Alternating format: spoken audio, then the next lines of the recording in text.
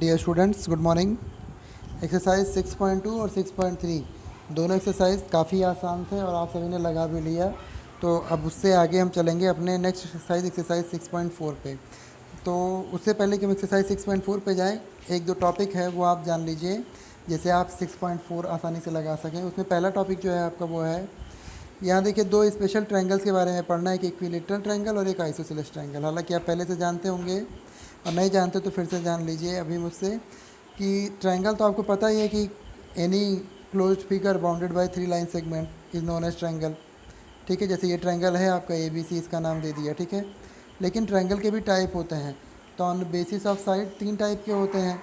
कौन कौन से? उसमें इक्विलेटरल, आइसोसेलेस और स्केलिन एक ट्रायंगल होता है। ठीक है, और एंगल के बेसिस से भी तीन टाइप के होते हैं। तो अभी मैं केवल साइड के बेसिस से बता दूँ आपको। इक्विलेटर और आइसोसेलेस के बारे में तो मैं आपको अभी बता दे रहा हूँ, इसको स्केलिन उसी के जस्ट तुरंत बाद बता दूंगा।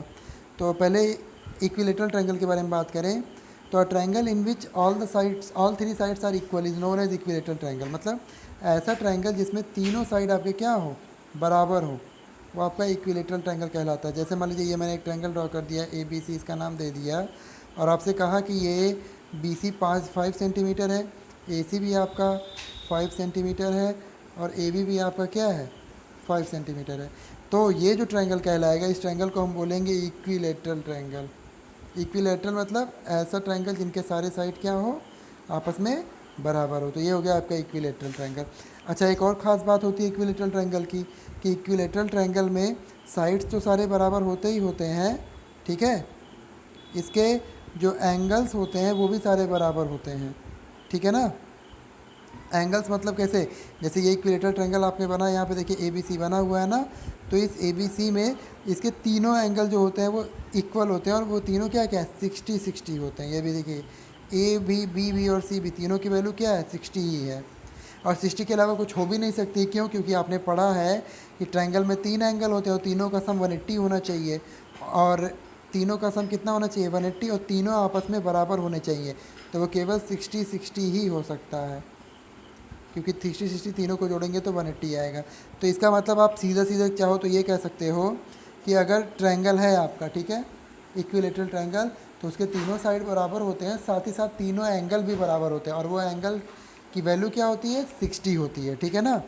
अब अगला आपका जो है वो है आइसोसेलेस ट्रायंगल। कौन सा है? Isosceles triangle. तो आइसोसेलेस ट्रायंगल क्या होता है? आइसोसेलेस ट्रायंगल में आपका जो है ऐसा ट्रायंगल जिसमें दो साइड आपस में बराबर होते हैं, वो आपका आइसोसेलेस ट्रायंगल कहलाता है। देखिए लिखा भी हुआ है, a triangle in which to sides of equal length is called isosceles triangle. मतलब इसमें दो साइड आपस में इक्वल होते हैं। जैसे जैसे आपका मान लीजिए एक ट्रायंगल यहाँ ड्रॉ कर दिया मैंने, ऐसे सपोज दैट ये ट्रायंगल ड्रॉ किया है अगर, ठीक है, और नाम दे दिया AB और C। तो इसमें देखिए आपका,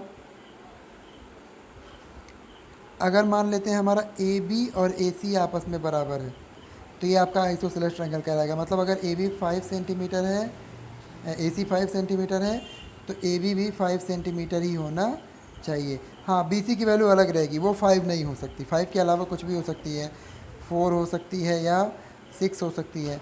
अब वैसे तो मैं कहूँ कि 4 कुछ भी नहीं हो सकती है, उसके पीछे भी एक रूल है, और वो रूल मैं इसी के जस्ट बाद आपको बताने वाला हूँ, कि अगर मान लो दो साइड है 5 और 5, तो तीसरे वाले साइड की वैल्यू क्या हो सकती है और क्या नहीं।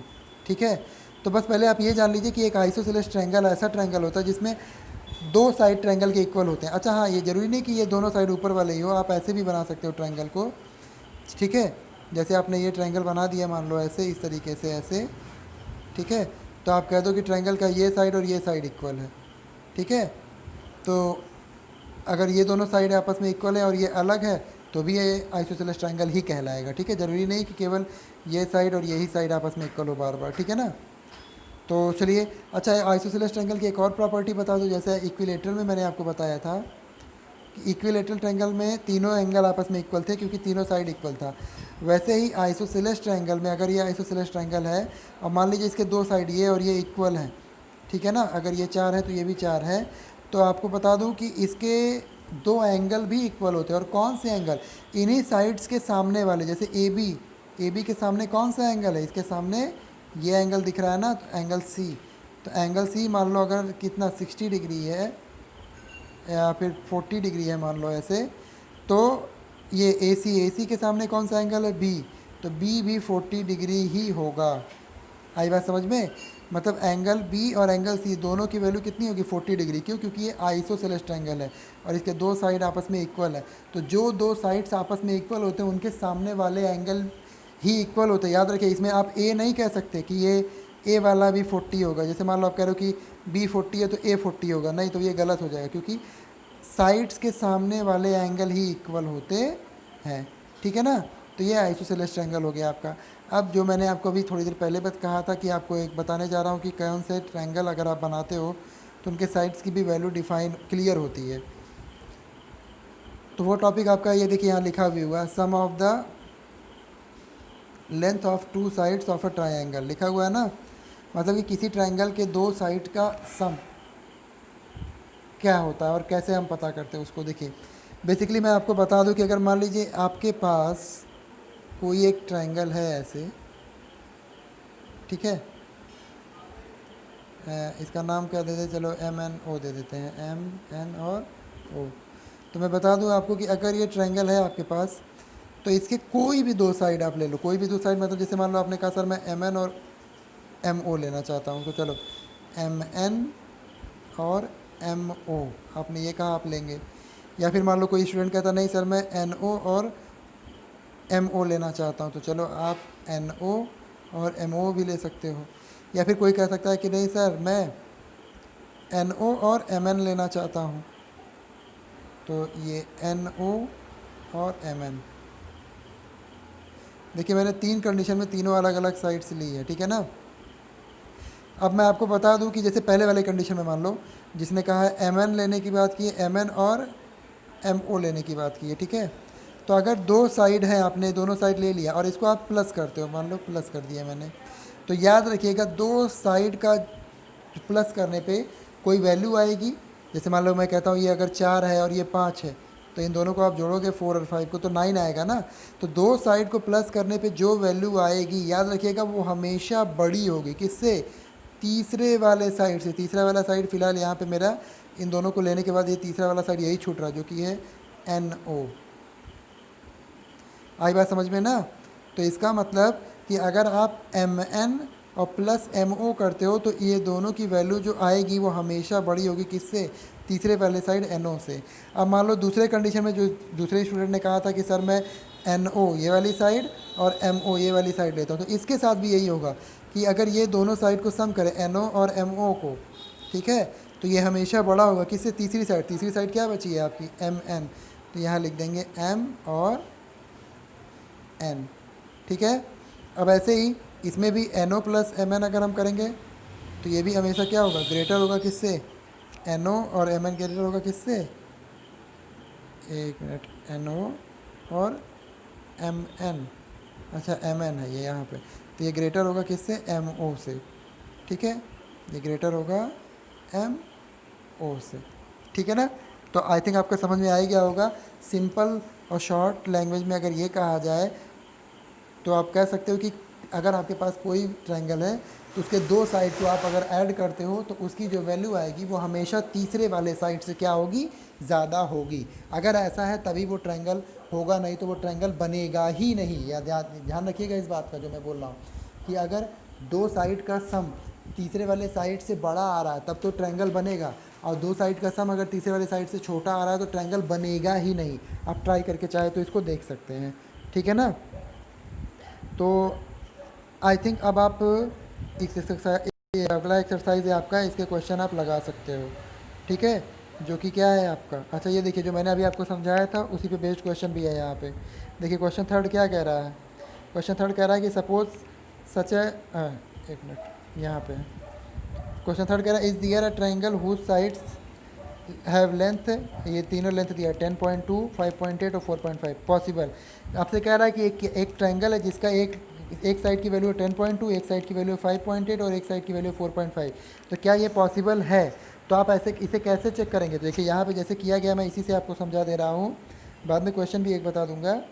देखिए आपको करना क्या है, मैंने जो भी कंडीशन बताई उसी को फॉलो करवाएंगे आप। मैंने कंडीशन बताई कि दो साइड, कोई भी दो साइड जोड़ो, तो मान लो इसमें पहले क्या जोड़ा गया है 4.5 और 5.8, तो इसको ऐड करने पे वो हमेशा बड़ा आना चाहिए, किससे, 10.2 से। तो चलो ऐड कर लेते हैं, 4.5 और 5.8 कितना आ जाएगा, 5 और 8 13, 1 कैरी, और 5 और 1 10, 1 5 और 9 प्लस 1 10, 10.3। तो 10.3 बड़ा है 10.2 से, हाँ बिल्कुल बड़ा है। तो बस इसका मतलब ये। और एक बात और, ये ऐसा नहीं कि केवल आपने एक बार चेक कर लिया तो आप कह दो हाँ फिर ये ट्रायंगल बनेगा। आपको तीनों कंडीशन चेक करनी पड़ेगी, क्योंकि मैंने तीन आपको बताया था ना, ये तीनों आप चेक करना पड़ेगा आपको।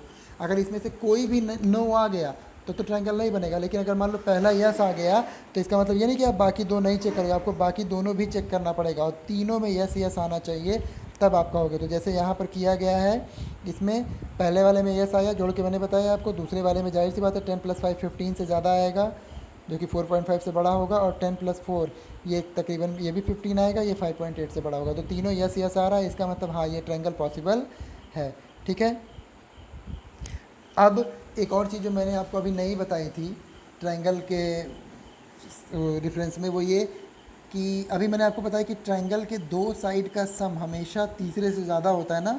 अब एक और चीज़ जान लीजिए आप कि ट्रायंगल के, जैसे मान लीजिए ये ट्रायंगल बना करके बता देता हूँ आपको। जैसे मान लीजिए ये एक ट्रायंगल है, ठीक है ना। इसमें आपने अभी ये जाना कि ये साइड और ये साइड, अगर इसको हम जोड़ते हैं, नाम दे दूँ अगर ए बी और सी, तो आपको पता है मान लो दो साइड कोई जोड़ रहे हैं, जैसे ए बी और प्लस क्या ए सी कर रहे हैं, तो अभी तक आपने सीखा कि ये हमेशा बड़ा होता है तीसरे वाले साइड बी सी से। अब एक और प्रॉपर्टी आपको बता दूँ इसकी, कि अगर हम दो साइड को डिफरेंस निकालते हैं, यहाँ तो सम माने ऐड कर रहे थे ना, अगर हम मान लो दो साइड का क्या निकालें, डिफरेंस, मतलब ए बी और माइनस ए सी करें, याद रखिएगा, सब्ट्रैक्ट करना है इस बार। दो साइड का डिफरेंस मतलब कोई एक साइड, जैसे मान लो ए बी अगर बड़ा है तो ए बी में से ए सी माइनस करें, तो कुछ वैल्यू आएगी आएगी आपकी। तो वो हमेशा याद रखिएगा तीसरे वाले साइड से क्या होती है, कम होनी चाहिए। कहने का मतलब ये है कि ए बी और माइनस ए सी करने पे जो भी वैल्यू आएगी, ठीक है ना, वो हमेशा तीसरे वाले साइड से कम होगी, मतलब तीसरा वाला साइड हमेशा इससे बड़ा होगा। तो ये इसकी वैल्यू जो होगी वो कम होगी तीसरे वाले साइड किससे, बी सी से, डिफरेंस वाले का। याद रखिएगा, सम वाले में क्या था, दो साइड का सम करेंगे, जो वैल्यू आएगी वो तीसरे साइड से बड़ी होगी। और डिफरेंस में क्या है कि दो साइड का अगर हम डिफरेंस निकालेंगे, सब्ट्रैक्ट करेंगे, तो इसकी जो वैल्यू आएगी वो हमेशा छोटी होगी तीसरे वाले साइड से। जैसे एग्जांपल में मान लो ले लेता हूँ, ए बी, यहाँ ए सी मान लीजिए 5 है, और ए बी सी कितना है आपका, ये नहीं सॉरी ये ए बी है, इसको मान लेते हैं ये 3 है, ठीक है। तो चलिए ए बी प्लस ए सी, तो ए बी प्लस ए सी मतलब 5 + 3 इज़ ग्रेटर देन, और बी सी को मान लेता हूँ मैं 2, ठीक है ना। तो 5 + 3 इज़ ग्रेटर देन 2, तो हाँ 2, इसका मतलब ये ट्रायंगल पॉसिबल है। चलो एक पल के लिए बोल देता हूँ पॉसिबल है, हालांकि मुझे अभी दो और चेक करना होगा, तो मान लो मैं नहीं चेक करता हूँ, ऐसे बोल देता हूँ पॉसिबल है। क्यों, क्योंकि मैं तीसरे, ये जो अभी मैंने आपको नेक्स्ट ये न्यू प्रॉपर्टी बताई, इस पर भी मैं चेक कर सकता हूँ, इसे भी फॉलो होना चाहिए। तो चलो इसे फॉलो करते हैं, ए बी माइनस ए सी, तो ए बी की वैल्यू क्या है 5 है, और माइनस ए सी कितना है 3 है, तो 5 - 3। और याद रखिए ये हमेशा कम होना चाहिए, किससे, बी सी से। बी सी कितना है आपका 2। चलो तो 5 - 3 कितना आता है 2 इज़ लेस देन 2। ये क्या 2 2 से छोटा होता है, बिल्कुल नहीं, 2 2 के बराबर होता है, यहाँ इक्वल होना चाहिए था, जबकि यहाँ लेस देन लगा हुआ है। तो इसका मतलब ये जो कंडीशन है ये क्या है, फुलफ़िल नहीं हो रहा। अगर कंडीशन फुलफ़िल नहीं हो रहा है तो इसका मतलब यहाँ पे ट्रायंगल पॉसिबल नहीं है।